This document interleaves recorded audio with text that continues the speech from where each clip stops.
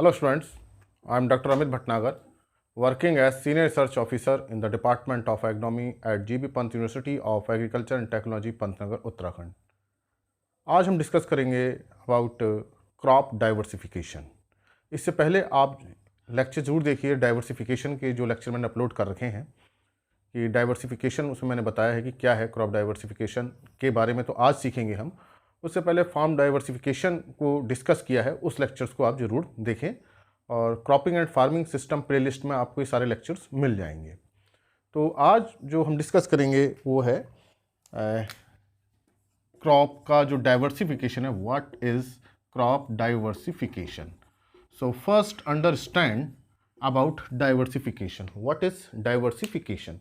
Diverse means of different type. तो diverse उसको हम कहते हैं जिसमें कई तरह की चीज़ें हो, उसको हम डाइवर्स बोलते हैं।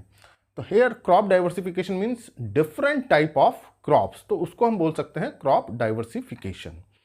तो अब देखिए, कोई भी फार्मर जो रोटेशन लेता है उसमें 2 या 3 क्रॉप्स को लेता है। मान लीजिए डबल क्रॉपिंग सिस्टम है and farmer is following rice wheat crop rotation.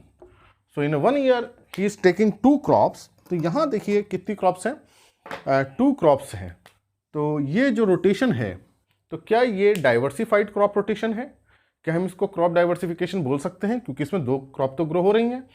और diversification means of different type, जहाँ कोई चीज़ डिफरेंट टाइप की होगी उसको क्रॉप डाइवर्सिफिकेशन बोलेंगे, अगर डिफरेंट क्रॉप्स हैं। तो अगर हम ये देखें तो 2 क्रॉप हमें डिफरेंट नज़र आती हैं, लेकिन एक्चुअली में ये क्रॉप डाइवर्सिफिकेशन नहीं है, because farmer is following this crop rotation over the years. कई साल तक फार्मर अगर राइस व्हीट रोटेशन ले रहा है तो इसमें क्रॉप डाइवर्सिफिकेशन नहीं हुआ, केवल 2 ही क्रॉप फिक्स हो गई और कोई इसमें चेंज नहीं हुआ, तो इसको हम क्रॉप डाइवर्सिफिकेशन नहीं कहेंगे। तो अगर कोई पर्टिकुलर रोटेशन फॉलो किया जाता है, मान लीजिए शुगर केन रेटून फार्मर ले रहा है, तो ये क्रॉप डाइवर्सिफिकेशन नहीं है। तो डाइवर्सिफिकेशन तब होगा जिसमें कई तरह की क्रॉप्स हों। यहाँ हम फार्म डाइवर्सिफिकेशन की बात नहीं कर रहे हैं। फार्म डाइवर्सिफिकेशन में कई तरह के इंटरप्राइजेज होते हैं और क्रॉप डाइवर्सिफिकेशन में क्या होगा? डिफरेंट टाइप की क्रॉप्स होंगी। तो डाइवर्सिफिकेशन हम फार्म के कॉन्टेक्स्ट में भी ले सकते हैं and in the context of crop. So you are talking about farm diversification, तो इसका मतलब है कि फार्म में हमने कई तरह के इंटरप्राइज लिए हैं, क्रॉप्स भी ले रहे हैं, डेयरी ले रहे हैं, हॉर्टिकल्चर कर रहे हैं, फिशरी कर रहे हैं, पिगरी कर रहे हैं, मशरूम कर रहे हैं।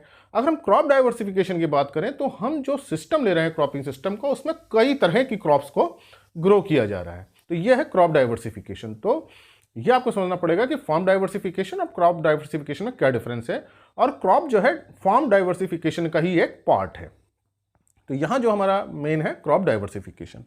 तो राइस व्हीट देखिए ये डाइवर्सिफिकेशन नहीं है। अब हम ये कहें कि इसको डाइवर्सिफिकेशन कीजिए, फार्मर से हम कहें, और फार्मर कहता है नहीं, राइस व्हीट रोटेशन तो मुझे बहुत प्रॉफिट हो रहा है, मुझे बहुत पैसा मिल रहा है, मैं इस रोटेशन को चेंज नहीं करूंगा। तो हमारे पास क्या आंसर होगा? तो क्या rice wheat rotation long run में क्या ये प्रॉफिटेबल होगा?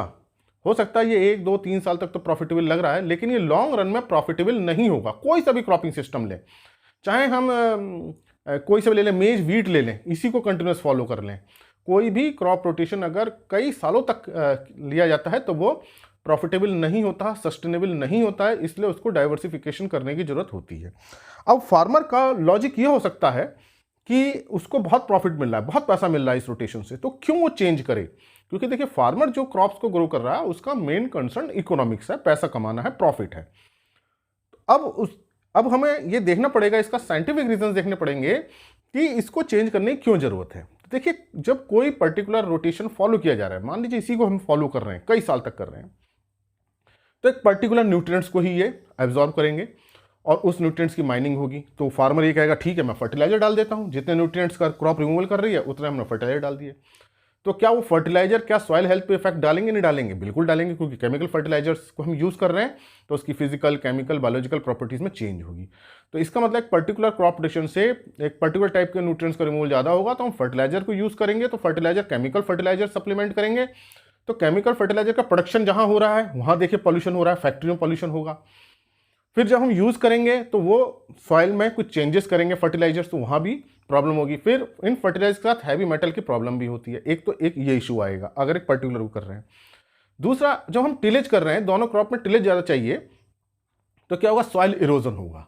अब ये सॉइल इरोजन नज़र नहीं आता, 1 साल 2 साल 3 साल 4 साल 5-6 साल तक कोई इरोजन हमें नज़र नहीं आता। कुछ सालों बाद 10-12 साल बाद ये इरोजन नज़र आता है, जब हमारी सॉइल हम देखते हैं हमारा फील्ड नीचे होने लगा है क्योंकि मिट्टी बह करके जाने लगी है। तो इसका मतलब सॉइल इरोजन की प्रॉब्लम आएगी, क्योंकि एक पर्टिकुलर टाइप के ही टिलेज इसमें किए जा रहे हैं। तो देखिए, जब सॉइल इरोजन की प्रॉब्लम आएगी तो सस्टेनेबिलिटी जो है सिस्टम की वो हैम्पर्ड हो जाएगी, सस्टेनेबिलिटी नहीं रहेगी। तो जो पहला इशू जो आएगा वो है सस्टेनेबिलिटी का।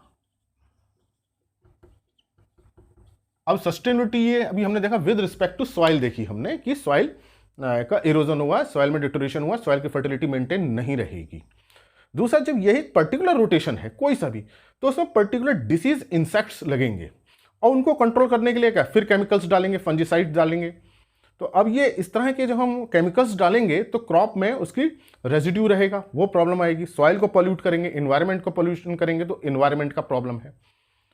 तीसरा, वीड्स की प्रॉब्लम्स बढ़ेगी, पर्टिकुलरली जैसे कि राइस में इकाइनोक्लोआ की प्रॉब्लम बढ़ेगी, वीट में फंगस माइनर की प्रॉब्लम बढ़ेगी।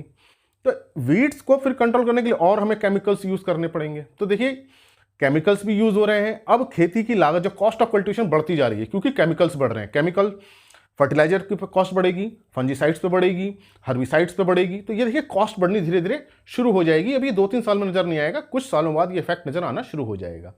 तो ओवरऑल इंपैक्ट क्या है कि कॉस्ट ऑफ कल्टीवेशन बढ़ रही है, फिर सस्टेनेबिलिटी हैम्पर हो रही है, और जब ये सस्टेनेबिलिटी हैम्पर होगी with respect to soil fertility हम कह लें, डिसीज का प्रेशर कह लें, वीड्स का इन्फेस्टेशन कह लें, बहुत अगर प्रॉब्लम बढ़ जाएंगी तो प्रोडक्टिविटी क्या हो जाएगी, डिक्लाइन हो जाएगी। तो दूसरा इशू किसका आएगा, प्रोडक्टिविटी का इशू आएगा कि प्रोडक्टिविटी क्या हो रही है, डिक्लाइन हो रही है। अब सस्टेनेबिलिटी ब्रेक हो गई, प्रोडक्टिविटी डिक्लाइन हो गई, और जो उस एरिया के जो रिसोर्सेज हैं अब वो प्रॉपरली यूज नहीं कर पाएगी क्रॉप, जैसे कि लैंड है वो रिसोर्स है, वाटर है, इस तरह के रिसोर्स यूज इफिशिएंसी भी क्या हो जाएगी, कम हो जाएगी, और रिसोर्सेज का डिप्लीशन होगा, रिसोर्सेज का डिटोरेशन होगा। जैसे मैंने अभी एग्जांपल बताया, केमिकल्स के डिटोरेशन होगा, सॉइल में केमिकल्स जाएंगे, सॉइल डिटोरेट होगी, पॉल्यूशन हो रहा है तो एयर पॉल्यूट होगी, वाटर में भी केमिकल्स जाएंगे तो वाटर भी पॉल्यूट होगा। तो इसका मतलब रिसोर्स पॉल्यूट हो रहे हैं तो रिसोर्स यूज इफिशियंसी भी क्या हो जाएगी, कम हो जाएगी। जितना हम रिसोर्स यूज कर रहे हैं, एक तो रिसोर्स में डिटोरेशन हुआ, दूसरे जो रिसोर्सेज हैं उनको प्रॉपरली क्रॉप यूज नहीं कर रही। तो नेक्स्ट इशू है वो रिसोर्स यूज का है।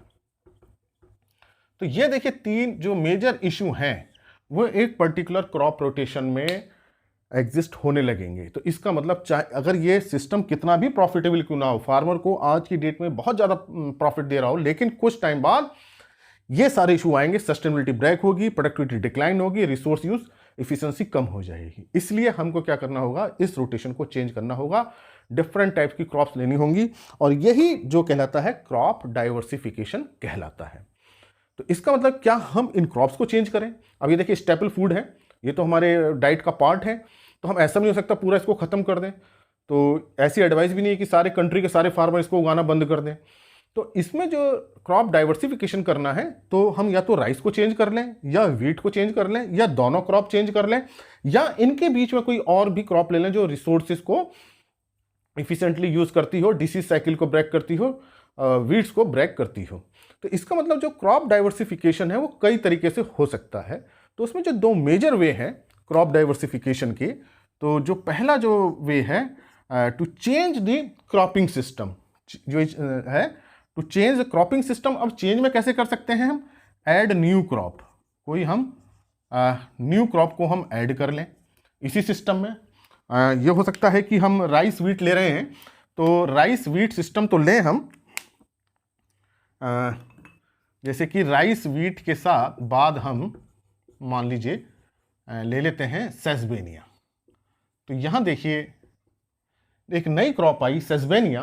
तो अब इससे क्या होगा, सेसबेनिया इंसेक्ट की साइकिल को ब्रेक करेगी, डिसीज साइकिल ब्रेक करेगी, सॉइल में नाइट्रोजन फिक्स करेगी, ऑर्गेनिक मैटर ऐड करेगी, तो सस्टेनेबिलिटी थोड़ी मेंटेन होगी। तो ये एक तरीका है, हमने एक नई क्रॉप ऐड कर दी। तो ये क्रॉप डाइवर्सिफिकेशन इस वे से हम कर सकते हैं। दूसरा वे क्या हो सकता है कि हम चेंज द क्रॉप और change the cropping system, change crop. अब चेंज क्रॉप में क्या हो सकता है, हम राइस को चेंज कर लें, राइस की जगह हम मेज ले लें, तो मेज व्हीट हो गया। तो अब देखिए कि जो इफेक्ट्स राइस के इल इफेक्ट्स वो नहीं आ रहे हैं। या हम ये कर सकते हैं कि राइस को लें और वीट को रिप्लेस कर दें, मेज मस्टर्ड हो गया। तो ये एक हम कर सकते हैं। तीसरा वे क्या हो सकता है, हम पूरा क्रॉपिंग सिस्टम ही चेंज कर दें, चेंज दी क्रॉपिंग सिस्टम। अब क्रॉपिंग सिस्टम जैसे राइस वीट था, अब हमने इसको पूरा चेंज कर दिया। तो राइस वीट की जगह ना लेकर के हो सकता है हम क्या ले लें, मेज मस्टर्ड ले लें, या हम जो है मेज चिकपी ले सकते हैं, ग्राम चना की क्रॉप हम ले सकते हैं। तो ये इस तरह से हम कर सकते हैं। और ऐड न्यू क्रॉप में हम इंटर क्रॉप भी ले सकते हैं। ऐसा नहीं है कि हम इंटर क्रॉप ना ले रहे हो, हम इंटर क्रॉप भी ले सकते हैं। और तरीका ये हो सकता है कि हम दोनों ही क्रॉप में बीच में कोई एक क्रॉप ले लें, इसके बीच में कोई क्रॉप ले लें, शॉर्ट ड्यूरेशन क्रॉप ले लें, उसके बाद हम करें। इसका मतलब क्रॉप डाइवर्सिफिकेशन का मतलब यह है, हमें किसी भी तरह से या तो उस एग्जिस्टिंग सिस्टम में कोई नई क्रॉप ऐड कर देनी है, या उस सिस्टम में कोई एक क्रॉप को चेंज कर देना है, या पूरे सिस्टम को ही चेंज कर देना है। Then it is crop diversification. अब हम क्यों कर रहे हैं, to obtain the sustainability, to increase the productivity as well as profitability and to enhance resource use efficiency. यहां देखिए रिसोर्सेज, बहुत रिसोर्सेज होते हैं। इनपुट भी, इनपुट यूज इफिशियंसी भी इसके साथ आती है। इनपुट में जैसे हम टिलेज है वो इनपुट है, फर्टिलाइजर यूज कर रहे हैं वो इनपुट है, सीड यूज कर रहे हैं वो इनपुट है। उसके साथ साथ रिसोर्स यूज तो है ही। जो रिसोर्स है वो सॉइल बहुत बड़ा रिसोर्स है, क्लाइमेट रिसोर्स है, वाटर रिसोर्स है, वेजिटेशन है, ये रिसोर्स है। तो हमारे जो कई इसके हमारे एडवांटेज हैं, लेकिन जो मेजर इशू हैं वो ये हैं। वो किस तरह से होते हैं वो मैंने आपको शुरू में बताया। तो ये हमारा क्रॉप डाइवर्सिफिकेशन के वे हो सकते हैं कि किस तरह से हम चेंज करें। तो आपको समझ में आ गया होगा कि कोई भी क्रॉपिंग सिस्टम कितना ही प्रॉफिटेबल क्यों ना हो, लेकिन फ्यूचर में उसकी productivity will decline, profitability will decline, और पॉल्यूशन क्या होगा, बढ़ेगा, रिसोर्सेज डिग्रेड होंगे। तो इसलिए हमको क्रॉप डाइवर्सिफिकेशन करना बहुत जरूरी है। तो by means of crop diversification we can obtain sustainable agriculture. तो सस्टेनेबल एग्रीकल्चर के लिए हमें क्रॉप डाइवर्सिफिकेशन जरूरी है। अब सस्टेनेबल एग्रीकल्चर, ये this is broad term. What is sustainable agriculture, मैं इसको कई बार बता चुका हूं। Sustainable agriculture is successful management of resources in agriculture to satisfy changing human need as well as to maintain the quality of environment and conserve the natural resources। मतलब कि हमें सक्सेसफुल मैनेजमेंट ऑफ रिसोर्सेज करना है, जो भी हमारे पास resources हैं, to satisfy changing human need, जो ह्यूमन की नीड है उसको पूरा करने के लिए। ह्यूमन की नीड फूड है, फाइबर है, शेल्टर है, बहुत नीड है। और इसके साथ में इन्वायरमेंट भी देखना है कि इन्वायरमेंट की क्वालिटी मेंटेन रहे, as well as conservation of natural resources. तो जब हम क्रॉप डाइवर्सिफिकेशन करते हैं तो हमारे ये ऑब्जेक्टिव्स सस्टेनेबल एग्रीकल्चर के फुलफिल हो जाते हैं। So that's why there is a need of crop diversification. अब इसके एडवांटेज अगर पूछे जाए तो यही इसका एडवांटेज है, सस्टेनेबिलिटी मेंटेन है, प्रोडक्टिविटी हाई हो रही है, रिसोर्स यूज इफिशियंसी ज़्यादा हो रही है। अब ये जो डाइवर्सिफिकेशन है, ये मैंने आपको बताया कि इस तरह से हम कर सकते हैं, किसी क्रॉप को ऐड करके या क्रॉपिंग सिस्टम में चेंज लाके। तो अगर हम इसको उसमें देखें, वे में देखें क्रॉप डाइवर्सिफिकेशन को, तो एक वे को हम कह सकते हैं हॉरिजॉन्टल डाइवर्सिफिकेशन। Horizontal diversification. अब हॉरिजॉन्टल का क्या मतलब है, देखिए किसी चीज का जो स्प्रेड होता है उसको हॉरिजॉन्टल कहते हैं। अगर हम मैथमेटिक्स की बात करें तो देखिए मैथमेटिक्स में अगर हम ये लें, ये एक्स एक्सिस है, ये वाई एक्सिस है, तो इसको बोलते हैं हम हॉरिजॉन्टल। जो सीधे स्प्रेड हो रहा है उसको बोलते हैं हम हॉरिजॉन्टल, और जो ये सीधी लाइन होती है इसको हम बोलते हैं वर्टिकल। तो हॉरिजॉन्टल अगर हम डाइवर्सिफिकेशन की बात कर रहे हैं तो हॉरिजॉन्टल डाइवर्सिफिकेशन मतलब है सीधे जाना। मतलब ये आपको समझा रहा हूं कि सीधे बढ़ना, तो मतलब सीधे कैसे बढ़ेंगे डाइवर्सिफिकेशन, मतलब कि एरिया इंक्रीज करना। तो ये जो हॉरिजॉन्टल डाइवर्सिफिकेशन है, it is related with the area expansion. अब एरिया एक्सपेंशन जब होगा, मतलब हम क्या करना है कि अगर हम डबल क्रॉपिंग कर रहे हैं तो हम ट्रिपल करें या उसके साथ इंटर क्रॉपिंग करें। तो यहाँ हमको एरिया बढ़ाने के साथ उसकी क्रॉपिंग इंटेंसिटी को इंक्रीज करना है। अब आप क्रॉपिंग इंटेंसिटी जानते हैं क्या है, व्हाट इज क्रॉपिंग इंटेंसिटी? अगर आप ये नहीं जानते हैं तो इसका लेक्चर भी अपलोड है, जरूर देखिएगा, cropping intensity and rotation intensity. Cropping intensity means how much area is sown twice, कितना एरिया दोबारा बोया गया है, मतलब नेट सोन एरिया को हम बढ़ाएंगे तो क्रॉपिंग इंटेंसिटी बढ़ेगी। अब नेट सोन एरिया कैसे बढ़ेगा?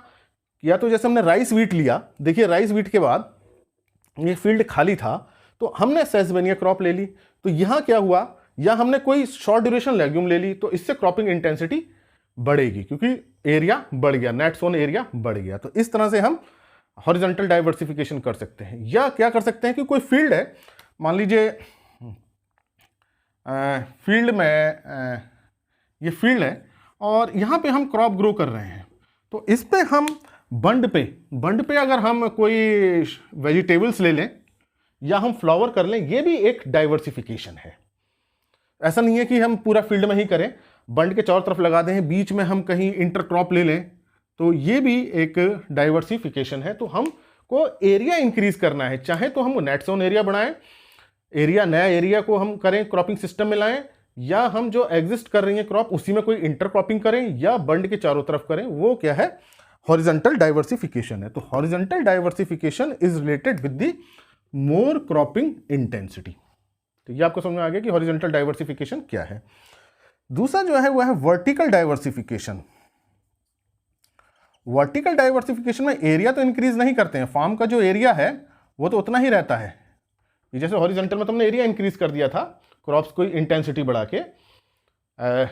अब आप ये समझिए कि इसमें आपको कंफ्यूजन हो सकता है कि मान लीजिए किसी फार्मर के पास 1 हेक्टर एरिया है, तो एरिया कैसे बढ़ाएगा?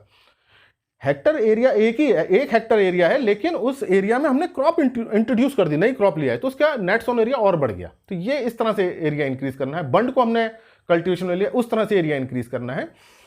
वर्टिकल डाइवर्सिफिकेशन में एरिया तो उतना ही है, लेकिन उसके अंदर जो हमारा ये एरिया है, एक सीजन में इसके अंदर हमने कुछ एक्टिविटीज, क्रॉप से रिलेटेड एक्टिविटीज बढ़ा दी, प्रोसेसिंग कोई यूनिट हमने लगा दी, कोई हमने इस तरह की यूनिट लगाई कि जो हमको और रिटर्न दे। मान लीजिए कि हॉर्टिकल्चर अगर वहाँ हो रहा था तो हमने फ्रूट प्रोसेसिंग यूनिट लगा दी, या हमने सीड प्रोसेसिंग यूनिट लगा दी, तो ये कि एक नई एक्टिविटी बढ़ गई। तो ये है वर्टिकल डाइवर्सिफिकेशन। तो ये 2 तरह से हम डाइवर्सिफिकेशन कर सकते हैं, हॉरिजॉन्टल एंड वर्टिकल। वर्टिकल जो रिलेटेड है वो इंडस्ट्रियलाइजेशन से रिलेटेड है, कि हम उसमें इंडस्ट्रियलाइजेशन कर दें, इंडस्ट्री हम बढ़े, इंडस्ट्रियलाइजेशन।